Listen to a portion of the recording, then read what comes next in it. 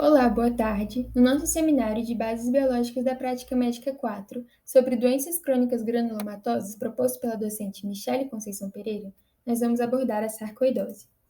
Os discentes componentes do nosso grupo são Ana Laura Oliveira Santos, Iane Laísa Rosa, Giovana Alves Costa, Júlia Vilela Pérez, Nilciane Ribeiro e Paulo César Vieira.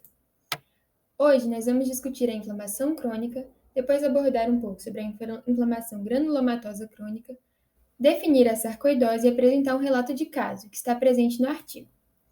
A inflamação crônica é uma resposta de duração prolongada, que tem como possíveis causas infecções persistentes, doenças de hipersensibilidade, exposição prolongada a agentes potencialmente tóxicos, entre outros.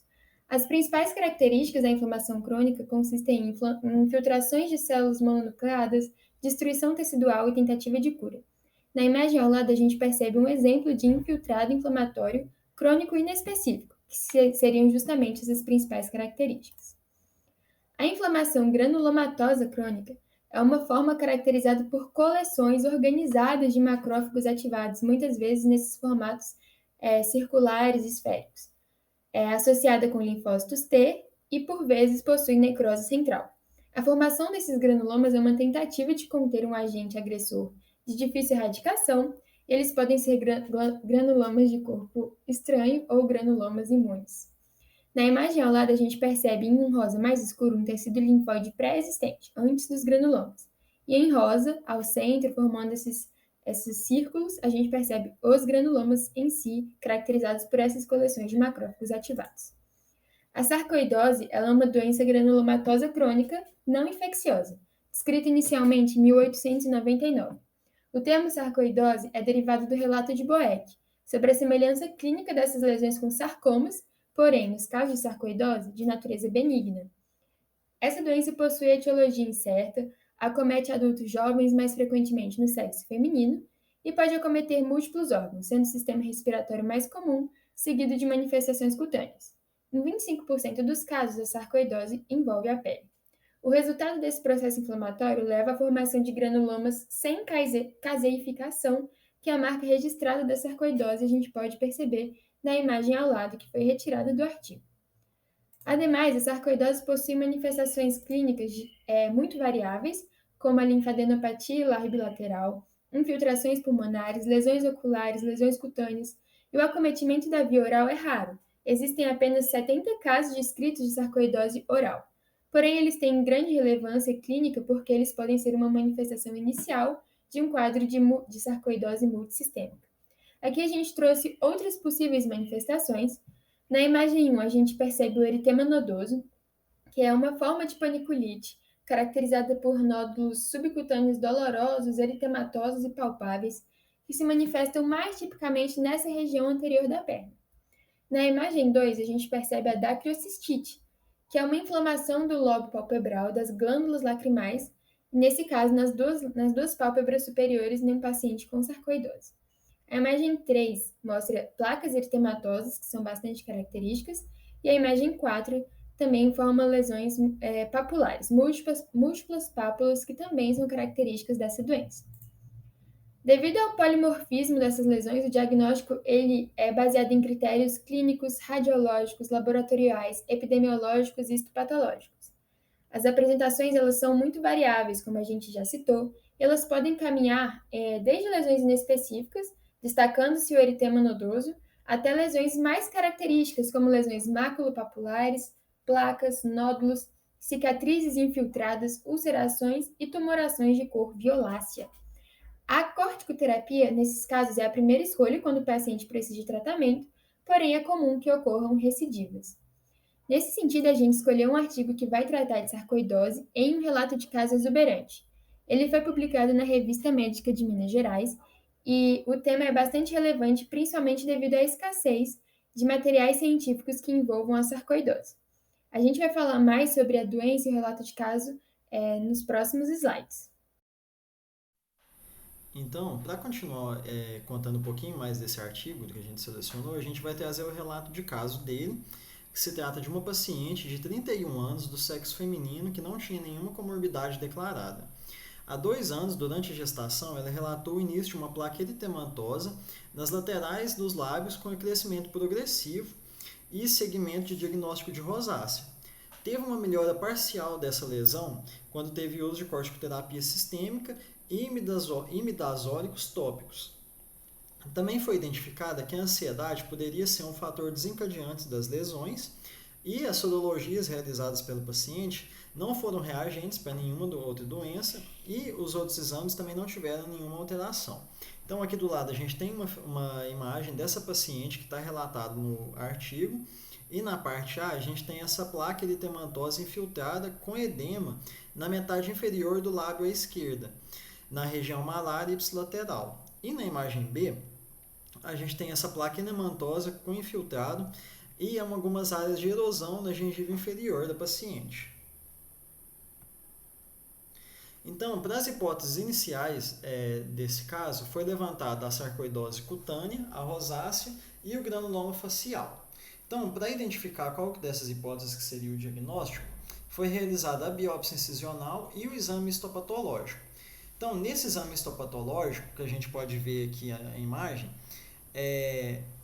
foi identificada uma região com dermatite granulomatosa mista e com reação de giganto celular, plasmócitos frequentes e edema e vasos ectasiados. Na imagem ela teve um aumento de 10 vezes e na imagem B, com um aumento de 40 vezes, pôde ser identificado os corpúsculos de Schaumann no interior das células gigantes do tipo Langerhans. Então, aí, com esse exame, foi confirmado o diagnóstico de sarcoidose cutânea. Depois de um tempo, esse paciente retornou para o segmento com o uso irregular dessa corticoterapia oral. Então, teve piora no quadro cutâneo e uma progressão das lesões cutânea e mucosa. Foi realizada a biópsia incisional e o exame histopatológico da gengiva inferior, porque essa manifestação dessa lesão na gengiva podia ser um sintoma inicial da sarcoidose sistêmica. Então, esses exames complementares vieram para excluir essa hipótese de sarcoidose sistêmica, mas depois desse exame histopatológico da mucosa gengival, a gente consegue ver de novo os corpúsculos de Schaumann dentro do interior das células tipo Langerhans, e então foi confirmada mais uma vez esse caso de sarcoidose oral. Mas teve que ser tomado um cuidado muito grande, porque devido a essa exuberância tão grande e a raridade da ocorrência de sarcoidose em mucosa oral, teve que ser realizado esse exame para ser demonstrado que não havia a sarcoidose sistêmica. Após 10 meses desse retorno da paciente, ela retornou sem a corticoterapia, sem esse tratamento com corticoides, há 8 meses. Ela estava gestante há 8 semanas e teve queixa de piora muito importante no quadro. A gente pode ver, tanto na imagem A quanto B, que essa placa edemantosa teve um crescimento do tamanho dela, teve um edema maior da metade do lábio inferior até a região zigomática, infrapalpebral e ipsilateral. Na visão lateral, a gente vê de novo como essa placa edematosa com infiltrado aumentou, e ao exame físico foi diagnosticado essa progressão acentuada da lesão cutânea, infiltração e edema local nessa metade do lábio inferior e piora da placa edemantosa também. Então, a primeira conduta para essa paciente que era gestante foi um encaminhamento ao obstetra e foi negado o uso de corticoides devido ao risco para a gestação. Atualmente, essa paciente está em uso e mantém o segmento do uso de corticoterapia tópica e tem manutenção do quadro. Então, a gente, para discutir um pouco, essa sarcoidose é uma doença inflamatória muito sistêmica, a etiologia dela é bem definida e ela é caracterizada por acúmulo de fagócitos mononucleares e formação de granulomas não caseosos. Ela tem um amplo espectro de manifestações clínicas e envolvimento cutâneo de cerca de 20 a 25% dos casos no início da doença, o que pode mostrar porque no início ela foi diagnosticada como rosácea. É raro o envolvimento oral dessa doença, o que justifica essa investigação de sarcoidose sistêmica, e a mandíbula geralmente é o mais afetado nessa cavidade, com perda óssea alveolar severa e dentes soltos. Então aqui, como a gente pode ver nessa imagem também do artigo base, ela teve uma perca de dente e a progressão dessa placa enemantosa com várias áreas de erosão, com erosão muito grande, e essa perda do primeiro incisivo inferior direito. Então, essa doença é bem subdiagnosticada por causa do seu polimorfismo, e o eritema nodoso tem melhor prognóstico. A lesão cutânea geralmente é mais comum do que o eritema nodoso e por isso indica esse prognóstico. Só que máculas, pápulas, placas e nódulos eritematosos, alopécia, lúpus pérneo, infiltrações e tatuagens ou cicatrizes também podem ser manifestações cutâneas dessa sarcoidose. Então, a maior parte desses pacientes não notou nenhuma mudança clínica na gravidade da doença ou experimentou uma melhora dos sintomas, com a minoria de pacientes passando por uma progressão da doença durante o período pré-natal. Então, esse quadro da paciente, por ela ser gestante, não seria um motivo para a progressão da doença. Só que ela também foi analisado que ela tem um risco elevado para pré-eclâmpsia e eclâmpsia, parto cesáreo, nascimento pré-termo e malformações congênitas em gestantes com sarcoidose. O tratamento sistêmico nem sempre é necessário e os corticosteroides intralesionais e tópicos de alta potência são efetivos na sarcoidose cutânea pura.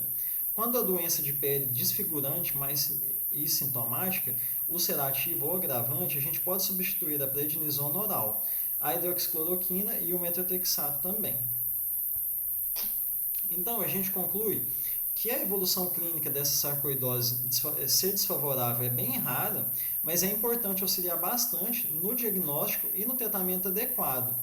E também manter o acompanhamento periódico e o controle de progressão da doença, que como a gente viu do paciente, né, ela estava com um tratamento bem irregular, que pode ser um dos motivos dessa progressão da doença e dessa evolução mais desfavorável.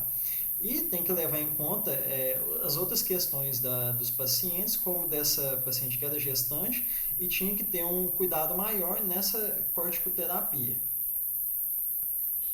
Aqui são as nossas referências, que é o artigo e outros jornais que falavam sobre a sarcoidose. E a gente agradece a atenção de todos. Muito obrigado.